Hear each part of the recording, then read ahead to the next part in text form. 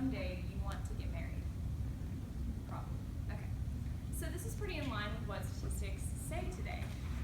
And actually, really interestingly enough, the support for divorce has actually declined from 1980 to 2000, according to Amato in his book, Alone Together, How Marriage in America is Changing. However, there's still the big question of when.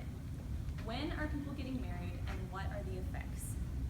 So today my goal is to inform you who are young adults, most likely most of you here are getting married, about the trends in marriage and then the pros and cons of both getting married younger and at an older age. And so, like I mentioned, today I'm going to talk to you about some trends in marriage, how that's changed from the past, and then I will move on to both pros and cons of getting married at a younger age and then pros and cons of getting married at an older age. So to begin with trends, according to the Pew Research Center of Social and Demographic Trends, 4 out of 5 of you will get married statistically. However, back in 1960, more than 90% of you guys would have gotten married. And so actually, as you can see on this graph as well, the percent of never married adults at age 25 has actually doubled since 1960 as well. And so that trend is definitely happening. However, that doesn't really reflect people's attitudes about marriage. According to Amato again, a majority of young people still have a positive feeling towards marriage. It just is happening less and less, and that also is due to a greater trend in cohabitation and raising children outside of a traditional marriage. And as you can see again, the rising age of marriage has also occurred since, well, really forever, especially in the 1960s.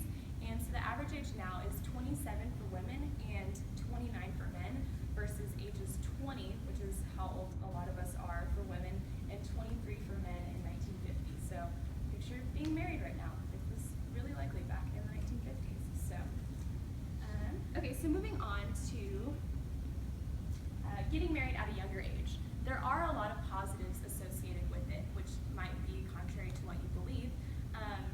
But actually, in 2015, there was a professor's house study done, and one of the positives was found that younger couples, both partners, are actually more likely to be in a secure, stable financial job because they did self-report that they felt a personal burden to provide for their spouse.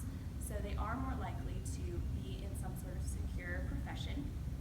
And the next point being that actually 60% of women who got married at an age of less than 25 did report that they felt a relief of societal pressure to get married and find the one. Obviously, if you get married, you don't have pressure to be married. But also a relief of pressure financially and from their families. So that societal pressure was taken off. And finally, actually from a study done of the Council of Contemporary Families, couples that cohabitate before they get married are actually 33% more likely to get divorced. So couples that are getting married as opposed to cohabitating actually do have an advantage in the divorce rate in that area. And so since they aren't cohabitating before they get married, usually when they get married younger, they're just getting married. So those are the pros. Moving on to some cons of getting married at a younger age. One of them being, pretty obviously, is that they do usually not get as much of a higher education overall generally, and so that really does end up being less financially successful for both them personally and for the family. And interestingly enough, Amato did also say that a lower income is correlated with more extramarital affairs, interestingly enough. So while being married at a younger age doesn't actually correlate with more extramarital affairs, having a lower income does. So that's an interesting point there. And again, finally, the statistic that we all pretty much know is actually 60% of marriages for people that get married between the ages of 20 and 25 do end in divorce, as opposed to the national average of 44%. And that's according to the National Center for Health Statistics.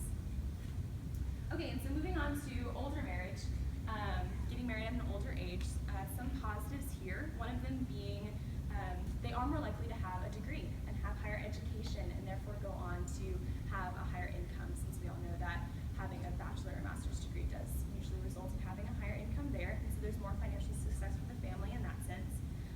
And according to a study done by Adamat, reported by NPR, you really are actually actually more emotionally stable as you get older because the brain isn't fully developed until the age of 25.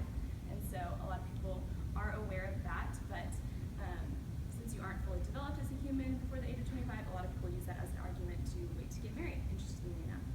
And finally, with the pro of getting married at an older age, there is self-report of a greater personal satisfaction, and according to Maslow's hierarchy of needs, personal satisfaction leads to healthier relationships and therefore usually healthier family dynamics and children. And so finally, some cons, which there are some, for getting married at an older age.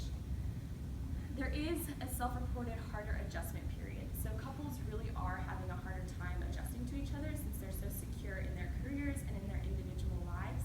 And so they did report a hard time since they didn't grow together and grow up together. And finally, something that I found really interesting is here is a graph of marital outcomes for people that get married at these different ages. And older couples actually did report less very happy marriages, quote, and 10 to 30% more, quote, not very happy marriages. And so while you can see that the divorce rate does decline as you get married older, marital satisfaction actually declines as well overall. And so that you can see that there is like a sweet spot, like 24 to 26 is, according to this study done by the National Fatherhood Initiative National Marriage Survey, there is a sweet spot of 24 to 26, but as you get older, the marital satisfaction actually does decline. So that is a con there. So just to recap, today I did talk to you a little bit about trends in marriage, how that has changed over time, and then I wanted to talk about pros and cons